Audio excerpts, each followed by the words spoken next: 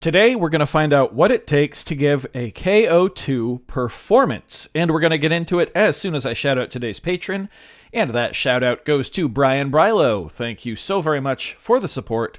Let's get started. One of the things I first noticed about the KO2 within just a couple days of using it was that, much like the pocket operators, it's really easy to get lost in just manipulating your music in sort of a live performance fashion. So I thought it might be fun to show you all just what it takes to really set up a live performance, because it's not much, to be honest. Thanks to things like the punch-in effects and the loop function, you can start performing pretty much as soon as you have one pattern down.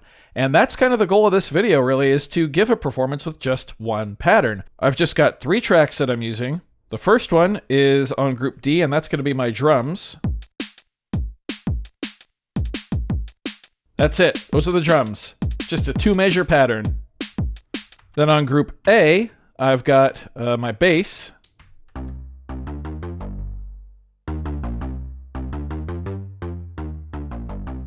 That's it right there, a 4-bar pattern. And then on group B, I've got some chords. And that's it, just 4 measures there. So 4-measure pattern, 4-measure pattern, 2-measure pattern. Group C is completely empty except for this one sound here that we might be able to solo with. I'm not exactly sure. It also should be noted that for my effects, I've got a distortion set up, and I actually have the bass parameter locked to be sent to the distortion in the pattern itself. Another thing I want to do is actually hold Shift and press Effects to get to the output section. And here we can mess with the drive and the speed of the drive.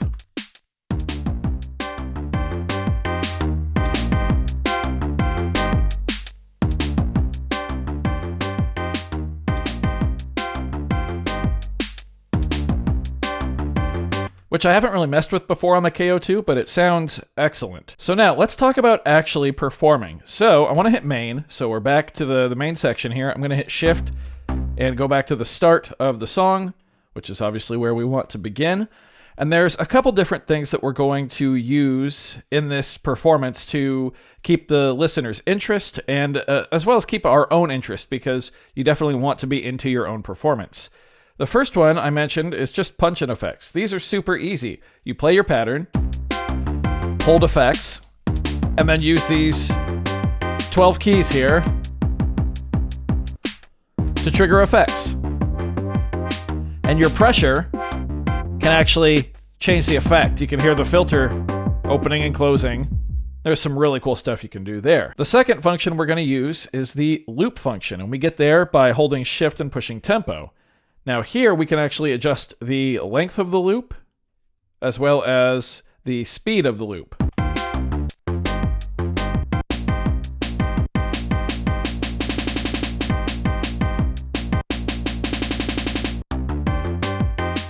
And then you can hit main to leave it, and it'll pick up right where it should be in reference to the main pattern. The cool thing about loop is you can almost use it to rearrange your song if you move that loop window around to different points in real time. And you can actually do that while you're using the punch-in effects at the same time, which is really neat. Now, I know we said we were only going to use one pattern, and that's pretty accurate. We're only going to use one pattern of music, but it should be noted that to quickly mute a section or a group of your song, you can simply, from the main mode, hold one of the group buttons and hit plus or minus to switch patterns. And if a pattern is empty, it's just not going to play anything. So you can instantly take the drums out like this.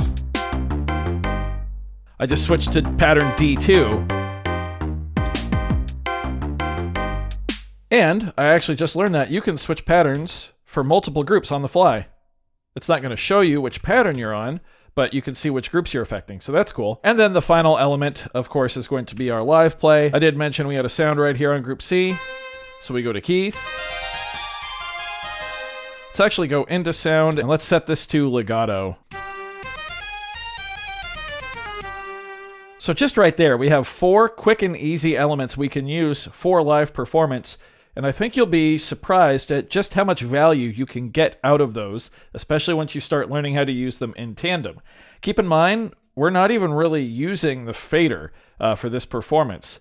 There's a lot it can do, but I haven't really gotten into it yet. So I just want to jam with what I am comfortable jamming with and see how cohesive of a performance we can get. So let's go ahead and start with the drums and the chords on pattern 2. So they're not going to have any sound. And I'll just hit start, and let's give this a shot.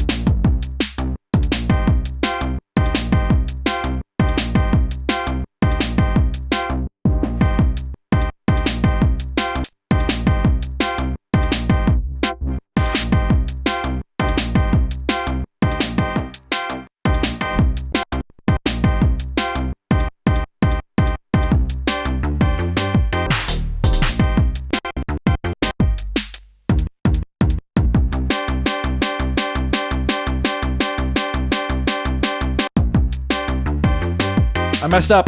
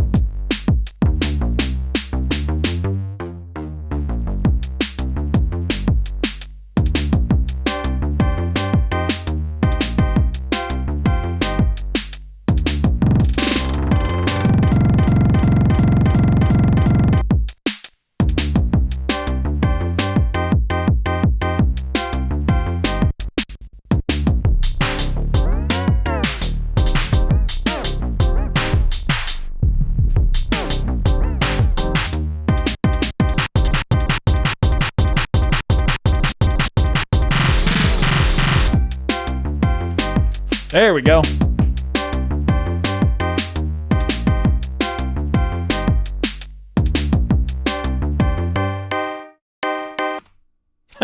So there you go. Obviously not the best performance, but this was with about 5 to 10 minutes of prep, and then whatever I filmed before we started jamming there. So what, another 5 minutes tops? You don't need a lot to perform on the KO2. This is 4 measures of music. Remember, 2-bar loop, 4-bar loop, 4-bar loop. Did a little bit of soloing with this sound right here. Did a little bit of finger drumming, if you couldn't tell. Everything else was simply manipulating the different patterns for the different groups, looping and manipulating the loop. I accidentally went shift in main a couple times, and we wound up with some extra scenes. That's okay, though. But then, of course, also the punch-in effects, and that's pretty much it for this performance. Now, there's some additional cool stuff you can do, too, with, like, repeating notes.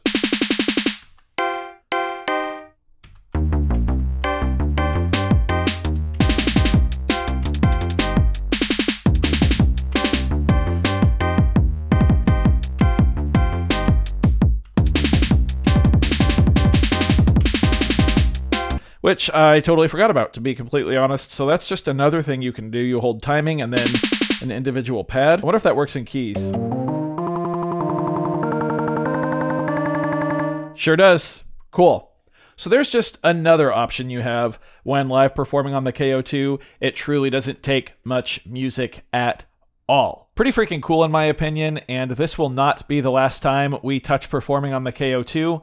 I have never really used the MIDI in or out, and I know there's some really neat stuff you can do with that, and especially with me, having an electronic drum set and a MIDI drum pad, the possibilities feel pretty cool there. So, I do hope you found this video informative or at least entertaining. If you did, be sure to leave a like on it. If not, you can always leave a dislike. That's okay too. Doesn't hurt my feelings, just makes me try that much harder next time. Either way, be sure to hit that subscribe button, ring that notification bell. Thank you all so very much for being here. Thanks for watching.